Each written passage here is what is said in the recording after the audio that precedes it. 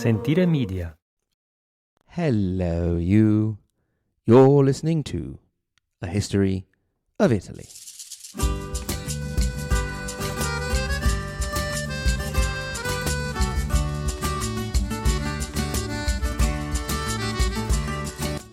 Episode 119, Joanna II of Naples and some schism pieces.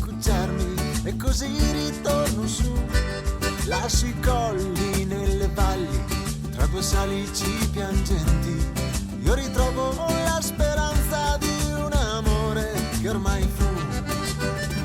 We last left off in 1414 with Joanna of Naples, sister of King Ladislaus, becoming Queen Joanna II of Naples, with her brother's untimely death in the same year. He had no heirs, despite having frequently participated in the activity which would have begot him heirs. Ironically, the very activity that was supposed to create life seems to have been what ended the king's, since he was supposed to have died of some sort of nasty sexually contracted disease. We mentioned that Joanna hadn't at all been prepared to rule. Indeed, she, as often happens with sisters of rulers, had been up to that point a simple bargaining chip in her brother's international relations. Indeed, in that year, she was already a widow. She hadn't had much to do at her brother's court, except to observe all the naughtiness and hanky-panky that was going on, and at times participate in it, if the rumours are to be believed. With her brother's death, all that remained were his counsellors, who had been a bunch of spineless yes-men, so there wasn't much authority going around that she could rely on. So she turned to one of her favourites, and supposedly her lover, at her brother's court, a man by the name of Pandolfello Piscopo, which I only mention because it sounds quite humorous. Indeed, it means Little Pandolfo. Doesn't that sound cute? Joanna did try to get her kingdom in order and bring it under some form of peace, toing and throwing between the different branches of the Anjou family. She first asked for external help from the powerful Sforza family of Milan. Now, you more attentive listeners may say at this point, hold on a minute. Weren't the Visconti ruling Milan at this time? And you would be totally right. We are going a little bit ahead of ourselves, and we haven't spoken yet about the Visconti line flowing into the Sforza. We will soon be going back north to catch up. In any case, not much came out of the alliance. Joanna continued to try and rule with her Pandolfello, but the pressure on an unmarried medieval woman of power to find a suitable partner was too great. The husband that was forced upon her was James of Bourbon, not the whiskey, unfortunately, Count of La Marche. At first, Joanna tried to maintain her authority and independence, but James soon won out and even had poor little Pandolfello killed, and she was forced to recognize her husband as king. From there on, the queen literally became a prisoner, being confined to her castle, Castelnuovo, Newcastle, but not that Newcastle, obviously. It is the castle that you can still visit in Naples today, which is known also as Maschio Angiuino. Joanna's Neapolitan subjects did not like the new situation at all. As is often the case, they didn't like in particular this new foreign guy coming in and acting as if the place were his. They even created a plot to try and free Joanna and then rally around her to rebel. Unfortunately, the queen was so terrified of her husband that she suspected the plot was a test of her loyalty and went and told him about it, causing the deaths of the conspirators. At the end, the subjects did actually rebel and managed to force James out of power to end his days as a monk in a monastery. So it was that once again in 1419, Joanna was queen in her own full right. She celebrated in this period by taking on another favourite, Ser Gianni Caracciolo. Unfortunately, it was her new lover that ended up getting Joanna in trouble, and this time with the Pope. The Pope in question was Martin V, and we're going to talk a little bit more about him. And we're going to talk a little bit more about him later, because he was the one whose election put an end to the Great Western Schism, or schism, whatever. For the moment, it will be enough to say that he needed a bit of cash for his papal armies to get his papal states under control. When he asked Joanna, her best buddy, Sir Caracciolo, said no, which in time ended up infuriating the Pope and pushing relations to a breaking point in which the leader of the church called in once again the French Anjou, particularly in this case Louis II.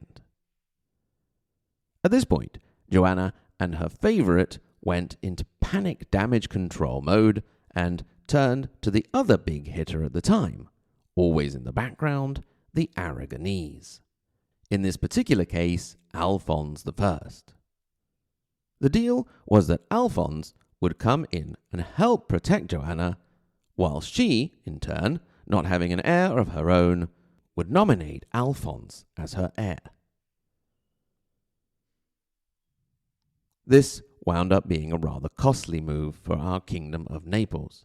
Indeed, in this particular case, the Pope soon gave up, but Alphonse's claim to the throne stuck in his mind. In the short term, the Queen and her new heir very soon had a falling out, with the Spanish king not at all taking a liking to her favourite Caracciolo.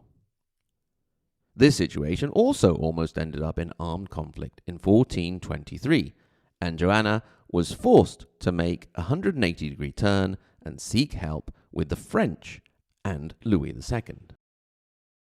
For the moment, nothing really came out of it, particularly because Alphonse was called to settle issues elsewhere, far enough away to be out of the story. This left Joanna to manage a period of relative peace in the kingdom.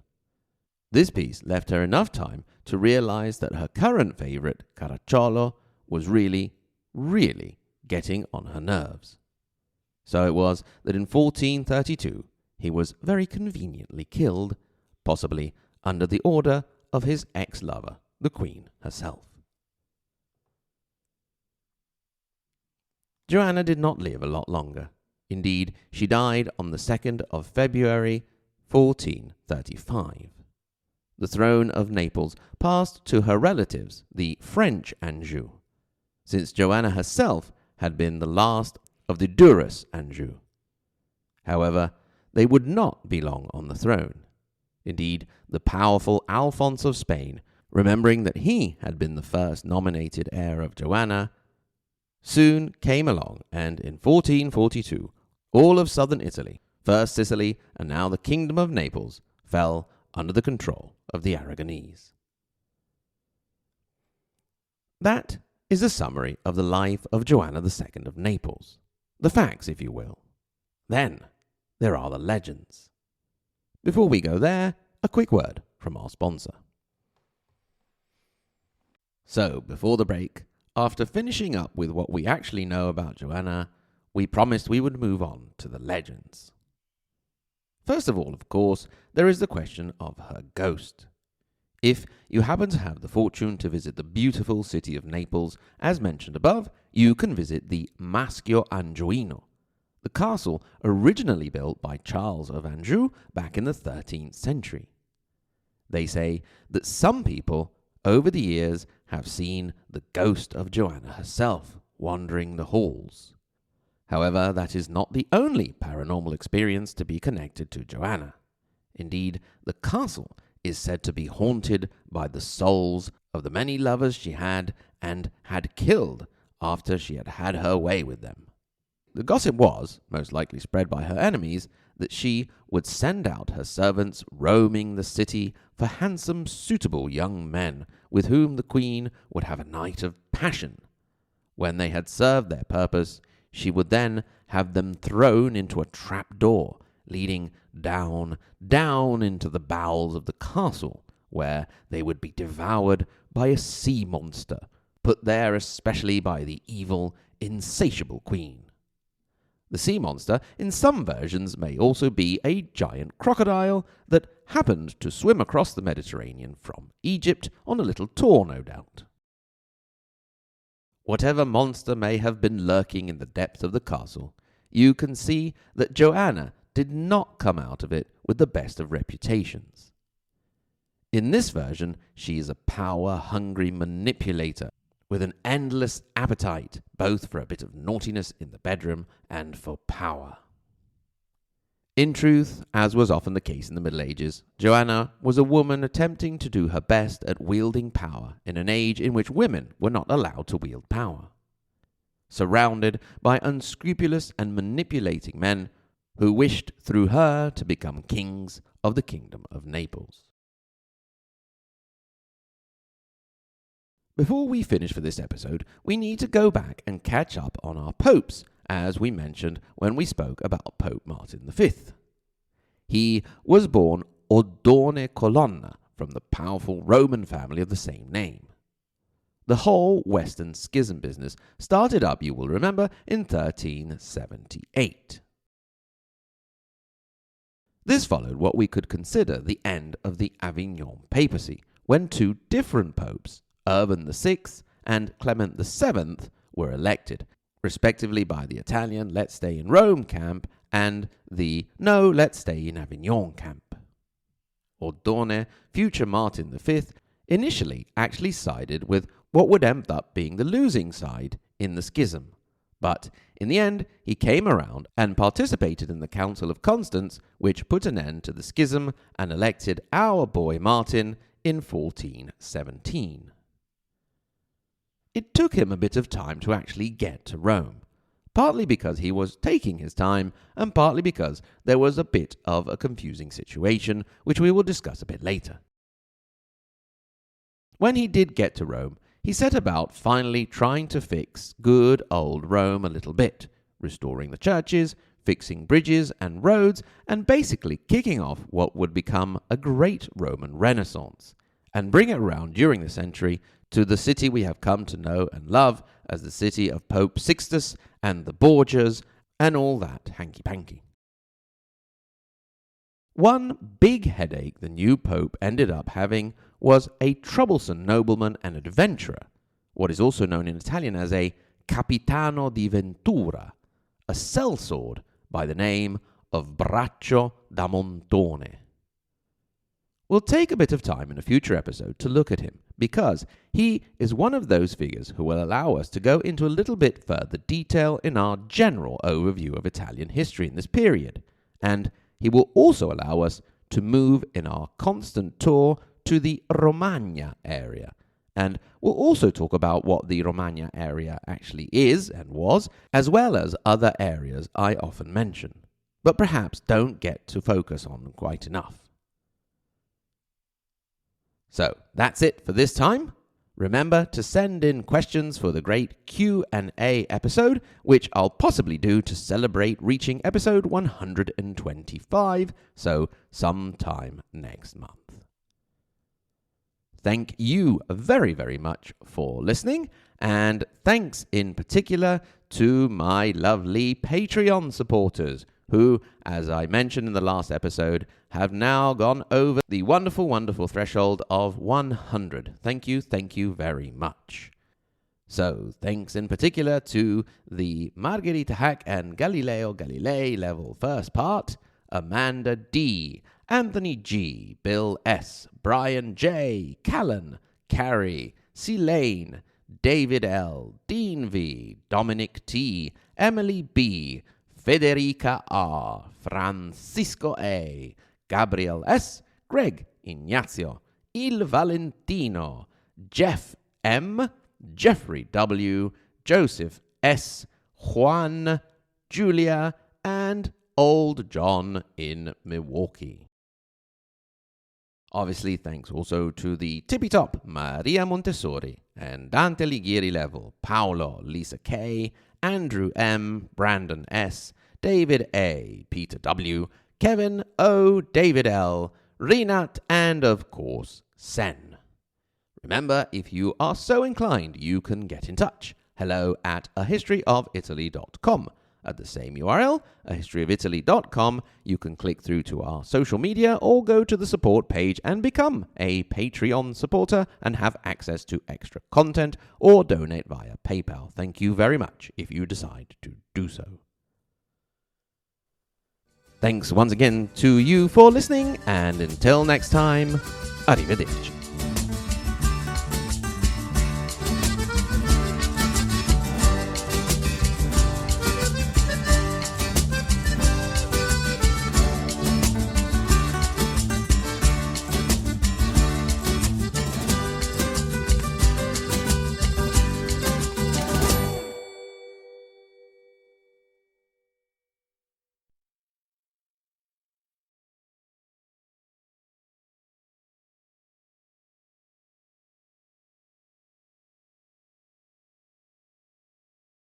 Wow, this is awesome. I've been with the Queen. Joanna, you're amazing.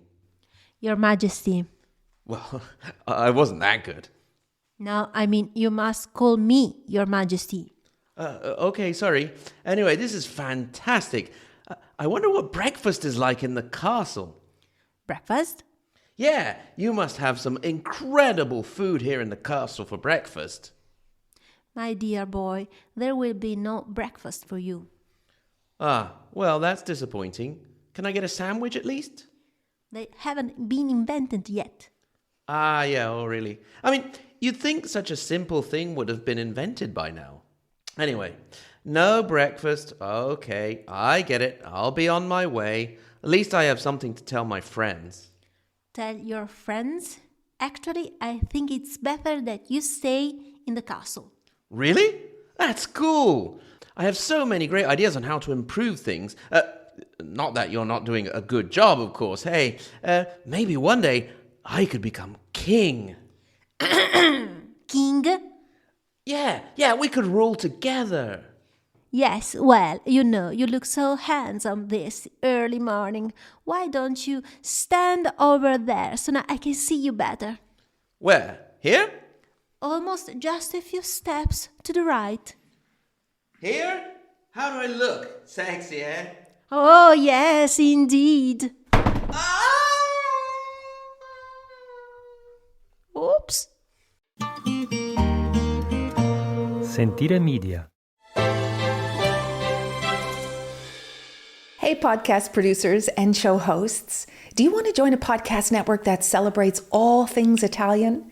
At Sentire Media, we understand the allure of Italy and its unique culture. Our devoted team of hosts and producers are all driven by their shared passion for Italy. And we work tirelessly to create the best lifestyle podcasts and content that will whisk you away to the very heart of Italy. With us, you can savor the mouth-watering flavors, get lost in the stories from the past, break down the cultural barriers, and truly immerse yourself in the vibrant traditions of this intoxicating country. If you have a great podcast idea or are already in production and would like to join Sentire Media, head over to sentiremedia.com, that's SENTIRE media.com, and find out how to submit your show.